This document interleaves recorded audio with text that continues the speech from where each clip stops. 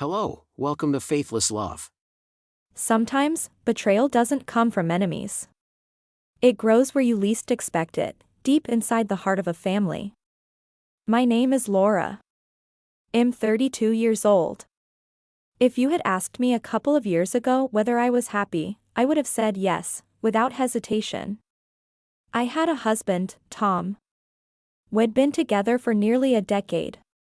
We had a cozy house in the suburbs, and a job that I genuinely loved. Our life was simple, but warm. And to me, that felt like real happiness. Our home was always filled with scents. Mornings carried the aroma of fresh coffee and toasted bread. Evenings brought the crackle of the fireplace, the soft glow of candles, vanilla and sandalwood in the air. In the kitchen, there was always a trace of lemon, from my endless cleaning routines. To an outsider, it probably looked perfect, the smells, the sounds, the rituals. Fridays were for pasta with pesto, and playful arguments about who was the better cook. Tom would open a bottle of wine, put on some music from the 80s, and we'd laugh until the pasta boiled over on the stove. Sundays were for running in the park together. We'd come back tired, cheeks flushed, and make pancakes with maple syrup. On rainy nights, we'd curl up under a blanket, watch an old movie, and fall asleep to the whisper of rain against the window. I believed this was the kind of marriage every woman dreams of. But everything changed the day my younger sister, Hannah, called me. Her voice was trembling, heavy with pain, and it made me shiver. She said, "Laura, I can't stay there anymore. The house is filled with memories. I feel like I can't breathe." I didn't hesitate. "Move closer to me," I told her. "You have me. You have Tom. We're your family." A week later, she was standing at our doorstep. I hugged her, breathing in the scent of her perfume, sweet vanilla with a trace of jasmine. Tom carried boxes, helped set up furniture, even installed her washing machine. He cracked jokes, she laughed, and I felt relief wash over me. My sister was smiling again. At first, everything seemed perfect. The three of us drank coffee on the porch, laughed at silly TV shows, cooked dinners together. I remember thinking, how lucky we were to have each other. But over time, I started noticing things. Little things. Details I couldn't ignore. At first, it was their laughter.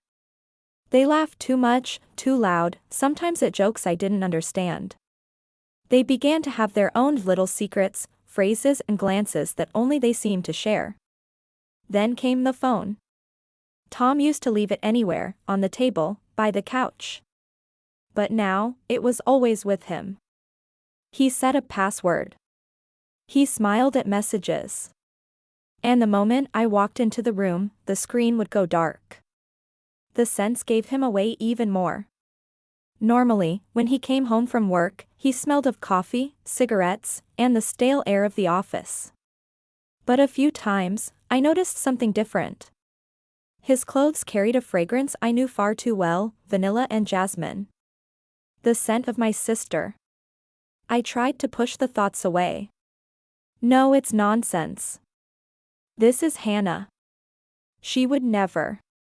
Tom could never. But my heart tightened, as if caught in a vice. One day, I got into his car. On the passenger seat, there was a scarf. Hannah's scarf. I picked it up, the fabric still carried her perfume. When I asked, Hannah replied too quickly. "Oh. I must have left it by accident." She smiled, but her eyes faltered. And in that moment, for the first time, I felt real fear. At night, I'd wake up to find Tom missing from bed. I'd go downstairs, and there he was, in the kitchen, sitting in the half-dark, his face lit by the glow of his phone. Typing something. Smiling quietly to himself. I'd stand there in the doorway, the cold tiles pressing against my bare feet, the smell of coffee and metal in the air. My heart pounding so loudly, I was afraid he'd hear it. But I said nothing. Because if I spoke it out loud, it would become real. Thanksgiving was supposed to be about family. About warmth, laughter, and gratitude. But on that day, my world collapsed. I walked into the kitchen to bring out the pie. And that's when I saw it. Tom's hand resting on Hannah's. Their eyes met, and in that look was something I hadn't seen directed at me in a very long time. Hannah smiled. Tom didn't pull away. And in that instant, I needed no more proof. The house no longer smelled of cinnamon and turkey. It smelled of ashes. Everything I believed in quietly burned away at that holiday table. The next morning, I packed a suitcase. Just one. A few clothes. Photographs I couldn't leave behind. And the pieces of myself they hadn't yet destroyed. I didn't scream.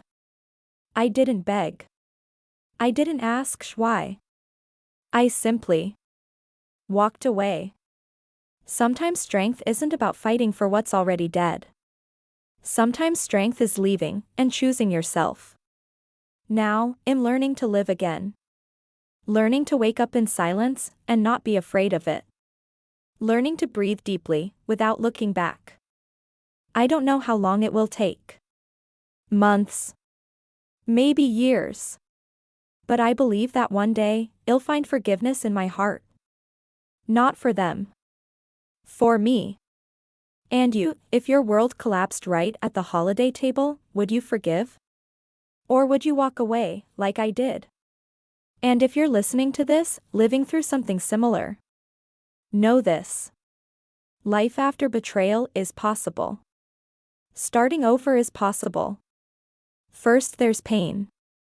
Then emptiness. But over time, that emptiness begins to fill with light. And one day, you'll realize, the most important thing is choosing yourself. Even in the darkest moments, there is hope. Things can change, if you truly want them to. Thank you for listening. This is the end of the story. But soon, we'll share more real stories, of love, of pain, and of forgiveness. Subscribe, and share your thoughts in the comments below.